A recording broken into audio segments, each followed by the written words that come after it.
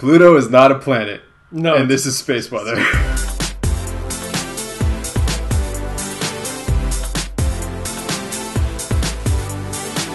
Stop bringing it back. Sorry, Kevin. People keep bringing it up. By the way, this is space weather, so there is no... Just forget the whole Pluto thing, because Pluto is over and done with. Kevin, give me the space news. Right. Yeah, so... Space weather, sorry. Space weather.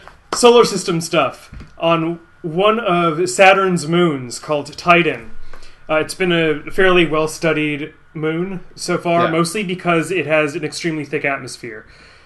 Instead of having water, it actually has hydrocarbons, Yes. as its atmosphere, and also that make up lakes on its surface. Right, you wouldn't want to go skinny dipping there.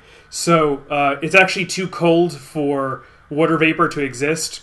So it has a layer of rock and ice mixed in with each other. And then there's all these hydrocarbons like methane, ethane, all that kind of stuff on top. Now, the space weather that is occurring right now has been observed by NASA's Cassini Saturn probe. And it's a cloud of cyanide in Titan's atmosphere. So you know that thing that kills you? Yes. It's this large, almost storm-like feature that we've observed on Titan, and hopefully you'll be seeing an image right here. That sounds awesome to me, first of all. It sounds scary it sounds terrifying because cyanide will kill you, but oh yes, it sounds like a cyanide storm. I mean, sci-fi, get on this right now. Yeah, how someone didn't think of this earlier, I have no idea. I don't even know. I could come up with a title. You can't do cyanide tornado. It's too obvious. Just cyanide storm. Done. That sells itself. Yep, done. So that's pretty scary. So we would recommend avoiding travel to Titan in the near future until the storm has passed. Right.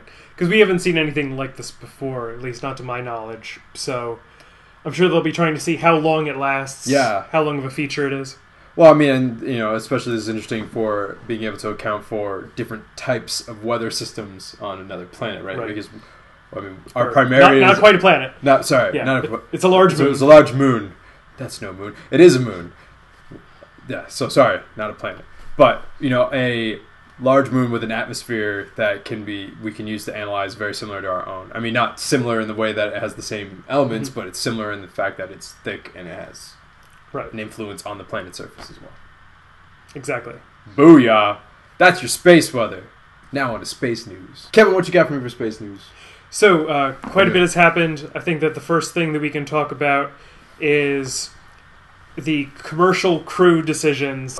So, not recently, in 2005, NASA was commissioned by Congress to, by 2020, develop a early warning system, I guess, for finding asteroids. Now,